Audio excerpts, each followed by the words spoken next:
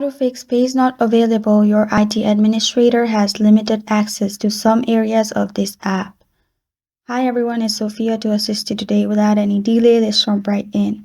First, open Registry Editor. You'll find this kind of screen pop up. You'll find all these options in here. Simply click on HKey Local Machines arrow. In here, again, click on Software arrow. After that, search for Microsoft in here, and below Microsoft, you'll find Windows.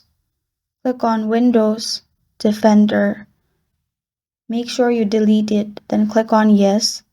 After that, you can simply go to Windows Security and you're good to go. That's how you fix page not available. Your IT administrator has limited access to some areas of this app. Thank you for joining me today. If this video helped you out, please leave a like and subscribe for more. Got a question or want to suggest a topic? Comment below. I am Sophia signing off. Until next time.